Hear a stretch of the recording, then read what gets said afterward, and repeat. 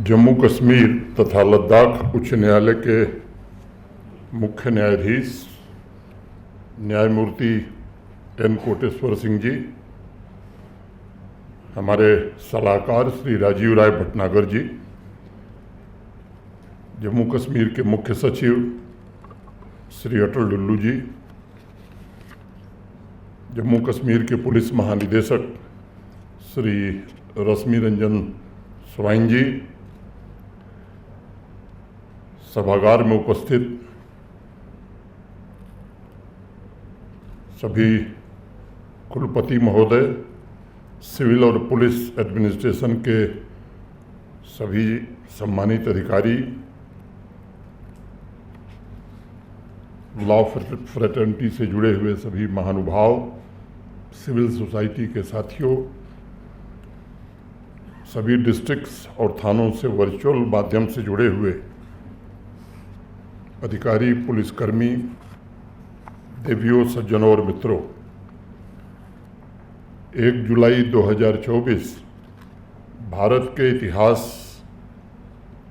में एक बहुत ही महत्वपूर्ण तारीख हो गई और मुझे लगता है कि आज़ादी के बाद इस देश ने जिस तरह संविधान का निर्माण किया वो अत्यंत महत्वपूर्ण दायित्व है हमारे देश के संचालन के लिए। उसी तरह ये नए कानून जो 150 वर्ष के पश्चात बने हैं, वो भारतवर्ष के क्रिमिनल जस्टिस सिस्टम यानी आपराधिक न्याय प्रणाली को गुलामी की मानसिकता से बाहर निकालेंगे, कॉलोनियल माइंडसेट से मुक्ति दिलाएंगे। मैं जम्मू कश्मीर पुलिस को बधाई देना चाहता हूं। इन नए कानूनों के तहत पहली FIR आज ही जम्मू कश्मीर पुलिस ने दर्ज कर ली है। 30 जून की आधी रात से अंग्रेजों द्वारा बनाए गए कानूनों की जगह 3 नए आपराधिक कानून, जिसके बारे में पूर्व के वक्ताओं ने विस्तार से बताया है, भारतीय न्याय संहिता, भारतीय नागरिक सुरक्षा संहिता और भारतीय साक्ष्य अधिनियम लागू हो गए हैं। मैं कोई कानून का जानकार नहीं, उसके बारे में मेरे पूर्व के वक्ताओं ने विस्तार से बताया है। मैं किन परिस्थितियों में ये निर्णय करना पड़ा और इसकी पृष्ठभूमि क्या रही है, मुझे लगता है कि इसी पर मैं अपने को केंद्रित करूंगा। ये एक स्वर्णिम अवसर मैं मानता हूं और वो इसलिए इसी वर्ष भारत के संविधान को निर्मित हुए 75 वर्ष पूरे हो रहे हैं और पहली बार क्रिमिनल जस्टिस सिस्टम को गवर्न करने के लिए बनाए गए तीनों कानून भारत के संविधान की मूल भावना पर आधारित हैं, ऐसा आज हम कह सकते हैं। इन तीनों कानूनों को सभी स्टेक होल्डर्स के साथ पिछले 4 वर्षों तक चले व्यापक विचार विमर्श के पश्चात अंतिम रूप दिया गया है। अगर मैं इसके निर्माण की यात्रा के विषय में थोड़ी चर्चा करूं तो सन 2019 में भारत के आदरणीय प्रधानमंत्री जी ने अंग्रेजों के समय में बने सभी कानूनों पर समीक्षा का एक निर्देश दिया था।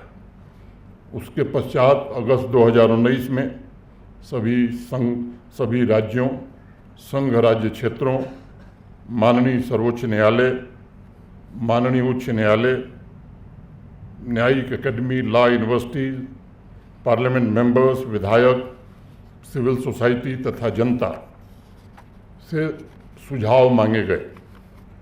सितंबर 2019 में सभी राज्यपालों और उपराज्यपालों को पत्र लिखकर भारत सरकार के गृह मंत्रालय ने सुझाव मांगे। 2020-2021 में भी स्टेक होल्डर से विस्तृत चर्चा हुई और कुल मिलाकर 3200 सुझाव भारत सरकार को प्राप्त हुए, जिसमें 200 के आसपास IPS ऑफिसर्स ने भी सुझाव दिए थे। उसके पश्चात परामर्श का दौर शुरू हुआ। भारत के गृहमंत्री श्रीमान अमित शाह जी स्वयं 158 ऐसी बैठकों में उपस्थित रहे हैं। इस तरह के व्यापक विचार विमर्श के आंकड़ों से स्पष्ट होता है कि न्याय, समानता और निष्पक्षता पर आधारित तीनों कानूनों के लिए राष्ट्र की विधायिका, कार्यपालिका और न्यायपालिका ने एक राय से मत दिया है। इसके लिए जम्मू कश्मीर एवं संपूर्ण राष्ट्र, मैं समझता हूं कि भारत के सम्माननीय प्रधानमंत्री का आभारी है। 2022 में लाल किले की प्राचीर से स्वतंत्रता दिवस के उपलक्ष्य में माननीय प्रधानमंत्री जी ने पूरे देश का आह्वान करते हुए कहा था कि हम सभी को गुलामी की मानसिकता और गुलामी के सारे चिन्ह इस देश से जल्द मिटाने होंगे, ताकि नए आत्मविश्वास के साथ महान भारत की रचना का मार्ग प्रशस्त हो सके। उन तीनों कॉलोनियल कानूनों से देश को मुक्ति दिलाकर मैं समझता हूं कि प्रधानमंत्री जी ने संविधान के अमृत वर्ष में संविधान के मूल तत्वों, व्यक्ति की स्वतंत्रता, मानव अधिकार, सबके साथ समान व्यवहार, न्याय और लोकतांत्रिक मूल्यों के आधार पर बनाए गए कानूनों को आज भारत लागू कर रहा है। इस ऐतिहासिक परिवर्तन के द्वारा यह सुनिश्चित किया गया कि अंतिम व्यक्ति तक न्याय कैसे पहुंचेगा। हमारी संस्कृति में कहा गया है, न्याय मूलम सुराज्यम स्यात्, अर्थात न्याय सुशासन या सुराज का मूल तत्व होता है। भारत के प्राचीन न्यायविदों महर्षि वेदव्यास, याज्ञवल्क्य, कात्यायन, बृहस्पति तथा चाणक्य ने न्यायिक प्रणाली और विधिक प्रक्रिया का विस्तार से हमारे ग्रंथों में वर्णन किया है।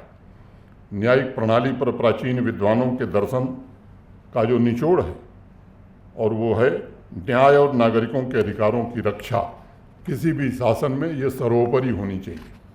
न्याय सर्वोपरि है और उसके मूल्यों की रक्षा और उसके चारों प्रकारों सामाजिक, आर्थिक, राजनैतिक एवं कानूनी का संरक्षण, यही सुराज का परम लक्ष्य होना चाहिए। माने गुड गवर्नेंस का यही गोल होना चाहिए। न्याय से ही दंड की उत्पत्ति होती है, ताकि लोगों के अधिकारों की रक्षा हो तथा दंड के द्वारा भविष्य के अन्याय को रोका जा सके। हमारे अथर्ववेद में कहा गया है, स्वास्य ममात्मन जनपद दुर्ग कोष दंड मित्राणि प्रकृत्या। उसी प्रकार सर्वोच्च न्यायालय के लोगों में जो अशोक चक्र बना हुआ है, जिसके नीचे महाभारत का एक श्लोक लिखा है, यतो धर्मः ततो जयः, यानी जहाँ धर्म है वहीं विजय है। जस्टिस शांति स्वरूप धवन ने न्याय दर्शन और न्याय शास्त्र के प्राचीन ग्रंथों के अध्ययन के उपरांत लिखा था कि किसी भी राष्ट्र की तुलना में प्राचीन भारत में न्यायपालिका की क्षमता, ज्ञान, निष्ठा, निष्पक्षता और स्वतंत्रता के मानक उच्चतम रहे हैं और उन्हें आज तक पार नहीं पाया जा सका है। इलाहाबाद हाईकोर्ट के 100 वर्ष पूरे होने के अवसर पर 1966 में एक स्मारिका का प्रकाशन हुआ था। उस स्मारिका में जस्टिस धवन का एक लेख छपा था, जिसमें उन्होंने लिखा था कि भारत के विधि शास्त्र की उपेक्षा सही नहीं है। सर्वोच्च न्यायालय के पूर्व चीफ जस्टिस श्री एन.वी. रमन जी ने कानूनी प्रणाली के भारतीयकरण पर बल दिया था। सुप्रीम कोर्ट के ही पूर्व जस्टिस श्री अब्दुल नज़ीर ने कहा था कि कॉलोनियल कानूनों को समाप्त करके भारत के महान कानूनी दिग्गजों की परंपराओं को जल्द से जल्द इस देश में अपनाने की आवश्यकता है। इसलिए मुझे खुशी है और गर्व है कि आज भारतीय न्याय संहिता की भावना पर आधारित कानून को लागू करके भारतवर्ष एक निष्पक्ष, पारदर्शी और उत्तरदायी प्रणाली के प्रति अपनी प्रतिबद्धता को दोहरा रहा है तथा न्याय के लिए एक नए विज़न को भी अपना रहा है। यह विज़न एक ऐसे समाज की हमारी सामूहिक आकांक्षा पर आधारित है, जहां न्याय सभी के लिए सुलभ हो, जहां कानून का शासन कायम हो और जहां हर व्यक्ति की गरिमा बरकरार रखी जा सके। हमारे देश के संविधान ने न्याय संगत, निष्पक्ष और स्वतंत्रता तथा बंधुत्व के सिद्धांतों पर आधारित कानून पर सदैव बल दिया है। इसलिए अगर इन कानूनों के विवरण में हम जा कर के देखेंगे तो यह स्पष्ट रूप से हमें नजर आएगा कि यह दमनकारी कॉलोनियल ढांचे से हटकर सभी के लिए न्याय और समानता सुनिश्चित करता है। मुझे स्मरण है दिसंबर 2023 में देश की संसद में जब इन कानूनों से संबंधित विधेयक पर चर्चा हो रही थी तब अनेक माननीय सदस्यों के इसकी आवश्यकता पर सवाल उठाए थे और उस समय भारत के गृह मंत्री श्री अमित शाह ने उनका संदेह दूर करते हुए कहा था कि अंग्रेजों ने अपने शासन को बनाए रखने के लिए ये कानून बनाए थे, यानी इसका मुख्य उद्देश्य था गुलाम प्रजा को गवर्न करना ताकि अंग्रेजी राज इस देश में सुरक्षित रह सके। मैंने संविधान सभा की कार्रवाई पढ़ी है।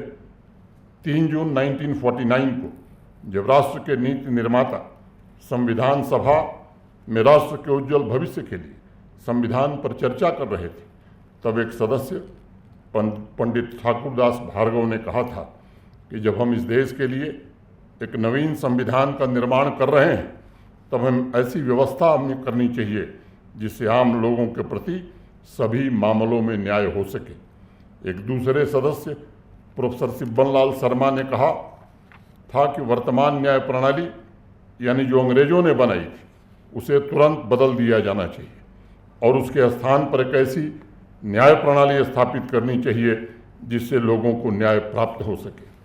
संविधान सभा के ही एक अन्य सदस्य डॉक्टर पीके सेन ने कहा था कि भारत की स्थिति में इंग्लैंड का अनुसरण नहीं करना चाहिए क्योंकि उन्होंने शासन के लिए दमन की नीति को अपनाया था।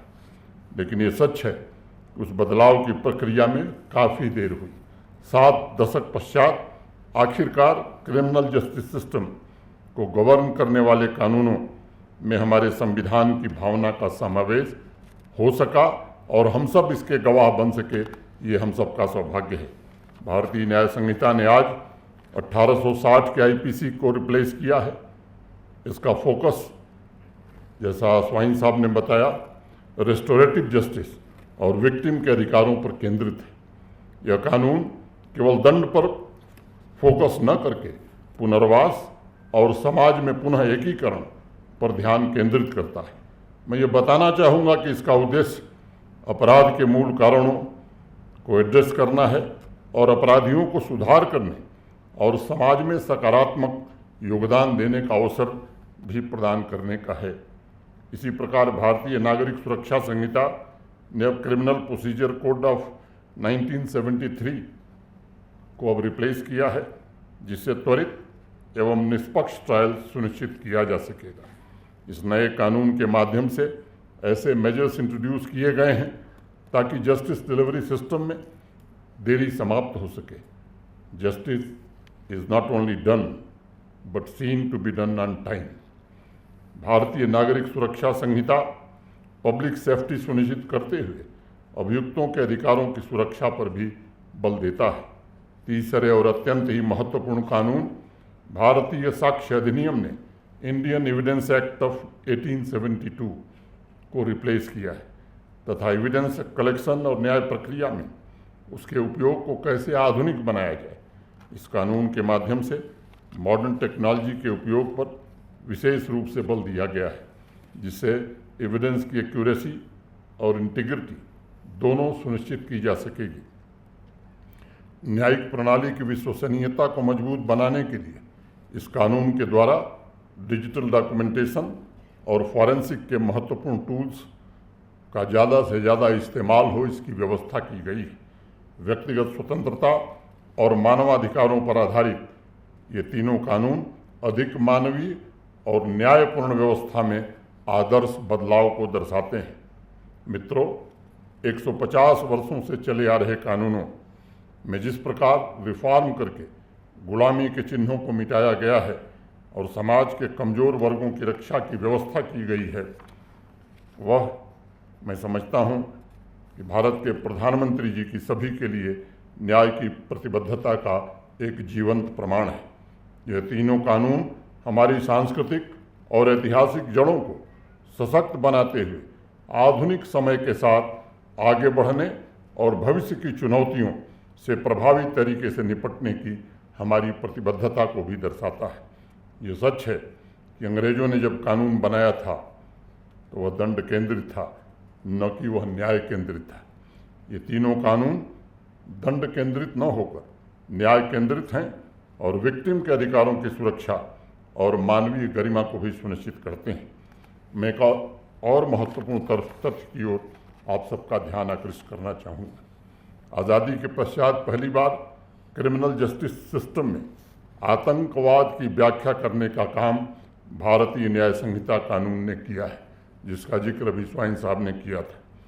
उसे ऐसे कृत्य के रूप में परिभाषित किया गया है जिसका उद्देश्य देश की एकता, अखंडता और सुरक्षा को खतरा पहुंचाना है, आम जनता को डराना या सार्वजनिक व्यवस्था को बिगाड़ना है। जिस कृत्य से स्थानीय स्तर पर शांति भंग हो सकती है उसे आतंकवाद माना गया है। मैं समझता हूँ यह आतंकवाद के खिलाफ जीरो टॉलरेंस के संकल्प को और मजबूती प्रदान करेगा और उसके समूल सफाई के अभियान को नई गति प्रदान करेगा। संगठित अपराध की भी व्याख्या मेरे पहले बताई गई है। भारतीय न्याय संहिता में राजद्रोह यानी सेडिशन को समाप्त कर दिया गया है। इसके स्थान पर देशद्रोह को शामिल किया गया है। भारत की संप्रभुता, एकता और अखंडता को खतरे में डालने वाले कृत्यों को इस श्रेणी में रखा गया है। जो भी व्यक्ति अलगाववाद, सशस्त्र विद्रोह, विध्वंसक गतिविधियों, अलगाववादी गतिविधियों की भावनाओं को प्रोत्साहित करता है, उसके लिए इलेक्ट्रॉनिक संचार या वित्तीय साधनों का सहारा लेता है, वह देशद्रोह का अपराध माना जाएगा। मॉब लिंचिंग को भी नए कानून में जगह दी गई और उसमें न्यूनतम 5 साल की कैद से लेकर अधिकतम फांसी तक की सजा का प्राविधान किया गया है। मित्रों, इन नए कानूनों की सबसे बड़ी विशेषता यह है कि लोकतंत्र के 3 स्तंभ मिलकर आम आदमी की सुरक्षा करेंगे और उसे न्याय दिलाएंगे। माननीय गृह मंत्री अमित शाह जी का एक स्टेटमेंट एंड आई कोट, न्याय को मजबूत प्रशासन देने के लिए संविधान निर्माताओं ने न्यायपालिका, कार्यपालिका और विधायिका के बीच काम का बंटवारा किया है। पहली बार तीनों मिलकर दंड केंद्रित नहीं बल्कि न्याय केंद्रित क्रिमिनल जस्टिस सिस्टम साबित होंगे। ईज ऑफ जस्टिस को सरल, सुसंगत, पारदर्शी और जवाबदेही प्रोसीजर के माध्यम से साकार किया गया है। इन्फोर्समेंट के लिए निष्पक्ष, समयबद्ध, एविडेंस बेस्ड स्पीडी ट्रायल होगा। इससे कोर्ट तथा जेलों पर बोझ कम होगा तथा कन्विक्शन रेट भी निश्चित रूप से बढ़ेगा। हम सब जानते हैं, हमारी संस्कृति भी कहती है कि न्याय में विलंब का सीधा अर्थ है धर्म की पराजय। और हमारे शास्त्रों में कहा गया, कात्यायन स्मृति, इसका एक श्लोक है, न काल हरण कार्यम राजा साक्षी प्रभाषणे महान दोषो भवेत काल धर्मव्यावृत्ति लक्षण। अर्थात गवाहों की जांच करने और मुकदमों का फैसला करने में विलंब नहीं होना चाहिए, क्योंकि न्याय में विलंब का परिणाम निश्चय ही धर्म की पराजय है। मैं गजट नोटिफिकेशन में उल्लिखित इन कानूनों के प्रावधानों को पढ़ रहा था। बड़े स्पष्ट तौर पर अकाउंटेबिलिटी भी तय की गई। पूरे देश में एक समान न्याय प्रणाली लागू की गई है तथा ट्रायल प्रक्रिया पूरी करके न्याय के लिए समय सीमा भी निर्धारित की गई है। मैं ज़्यादा समय न लेते हुए, मैं जिन मित्रों ने जम्मू कश्मीर में इन तीनों कानूनों को लागू करने के लिए जो प्रोग्राम चलाए हैं, ट्रेनिंग का, अवेयरनेस का, उन सभी अपने सहयोगियों का आभार व्यक्त करता हूं। और मुझे लगता है कि ये जो अभियान आपने चलाया है, इसे आगे और भी तेज गति से चलाना पड़ेगा। समाज के प्रबुद्ध और विश्वविद्यालय से जुड़े हुए सभी लोगों से भी मैं अनुरोध करूंगा कि ये हम सबका सामूहिक दायित्व है। आप सभी के ज्ञान, कौशल और मानवीय संवेदना पर समाज के बहुत बड़े वर्ग, विशेष रूप से वंचितों, महिलाओं, बच्चों की आशाएं और आकांक्षाएं टिकी हुई हैं। मित्रों, इन नए कानूनों के लागू हो जाने से हम एक अधिक न्यायपूर्ण और निष्पक्ष समाज की दिशा में नई यात्रा शुरू कर सकते हैं, जिससे रूल ऑफ लॉ को कायम रखने और विजिबल जस्टिस सुनिश्चित करने में हमें सफलता मिलेगी। मुझे इस बात की भी प्रसन्नता है कि इन कानूनों को लागू करने की प्रक्रिया के दौरान जो माइलस्टोन रखे गए थे उसे प्रभावी तरीके से अचीव करने में जम्मू कश्मीर पुलिस और जम्मू कश्मीर प्रशासन सफल रही है। अब सभी स्टेक होल्डर्स की सामूहिक जिम्मेदारी है कि लोगों की आस्था के अनुरूप निष्पक्ष, पारदर्शी और उचित न्याय प्रणाली के लिए स्वयं को हम समर्पित करें। इदम में ब्रह्मचर्य छत्रण, आपका ज्ञान और पुरुषार्थ दोनों ऐश्वर्य को प्राप्त करे, यही मेरी प्रभु से प्रार्थना है। बहुत बहुत धन्यवाद। जय हिंद, जय भारत।